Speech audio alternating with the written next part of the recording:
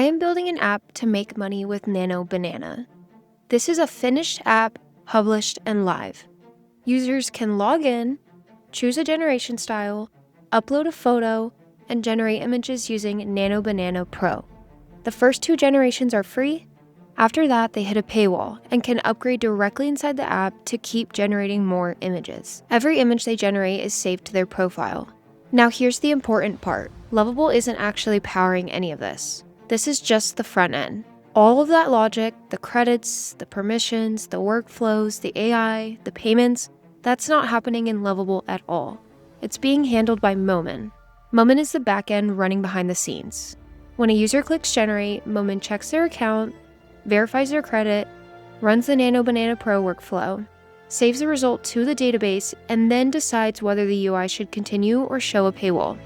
Lovable is just reacting to whatever the backend allows. Let me show you what's actually powering this app and how it's set up so you can keep iterating without breaking everything. So in this video, I want to show you the setup that I'm actually comfortable building real apps on. Lovable on the front end and Momen running in the back end. Not as a demo, not as a one-shot agent, but as a full stack app that you can iterate on without starting over every single time. I'll show you how the backend is structured, how Lovable connects to it, and most importantly, how changes in Momen actually propagate to the app.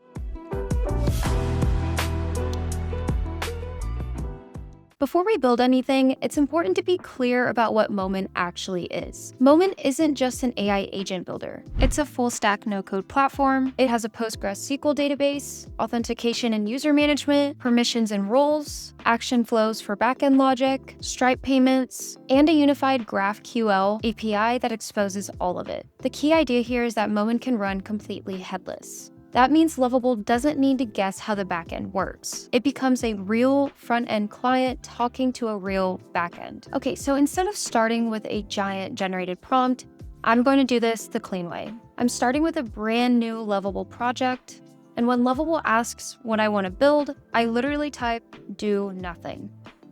That gives me an empty front end with no assumptions baked in. This is important. We want the backend to drive the app, not the other way around. Next, what I'll do is open the Knowledge tab inside of Lovable. This is where things get interesting. I paste in Momen's official Lovable knowledge file. I'll have this linked in the video description below for your own testing. So this teaches Lovable how Momen's GraphQL API is structured, how authentication works, how to query and mutate data, and how action flows are triggered. At this point, Lovable understands Momen as a backend system, not just an API endpoint. Now I'll jump into Momen. Inside my project dashboard, I download the simplified schema. This is the source of truth. Tables, relationships, permissions.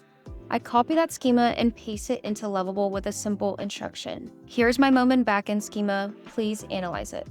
This step is huge. Lovable now knows exactly what data exists and what it's allowed to do with it. Now I ask Lovable to build the app. Instead of a simple agent demo, I'm building a Nano Banana Pro Generation Studio, a full image generation app. This is where the Nano Banana agent itself is configured, prompts, inputs, and outputs all live here. The user flow looks like this. The user selects a generation style, uploads a photo, the Nano Banana Pro AI generates an image, and the result is saved to their profile. This app also includes authentication, saved user history, free trial limits, and payment gating. So it's a perfect example of why backend control actually matters. Now let's talk about iteration. In this Nano Banana Pro Gen Studio, every generated image is saved to the user's account. That history isn't managed in Lovable. It lives in Momen's database. If I decide I want to store the generation style, add metadata, or relate images to payments, I update the schema in Momen. Then I tell Lovable, the backend schema has changed, please update the front end. And the UI adapts to the new structure. No rebuilding the app, and you do not have to do multiple prompts. Nano Banana Pro also has free trial logic. The first 2 image generations are free. Starting with the third, the user needs to pay. That rule lives entirely in Momen. It's enforced through permissions, action flows, and backend checks. Lovable doesn't decide who can generate the images. It just reflects what the backend allows. Just to be clear, these credit rules are implemented entirely inside action flow. This is where the gating logic actually lives. That separation is the difference between a prototype and a product. So when I click generate, Lovable isn't doing the work. Lovable is just the front end. The request goes to Moment's GraphQL API, and then Moment checks who their user is, how many generations they've already used, and whether they're allowed to generate another image. If the user is within the free limit, Moment triggers the Nano Banana Pro workflow. The AI runs, the image is generated. The result is saved to the database and tied to my user account. If I've already used my free generations, Moment blocks the request and returns a paywall response instead. The important part is this. None of that logic lives in Lovable. Lovable just reacts to the backend response.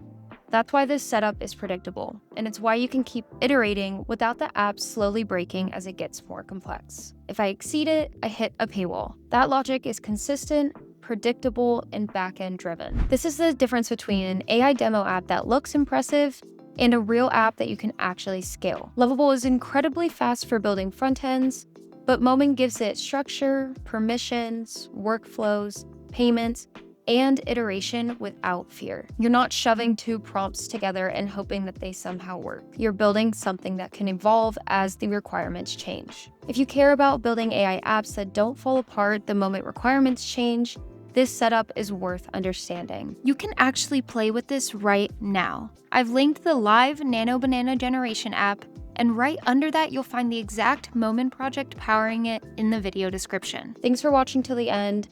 If you learned something in this video, make sure you give it a thumbs up and subscribe to the Make Your Thrive channel. We post new tutorials every week. See you all in the next one.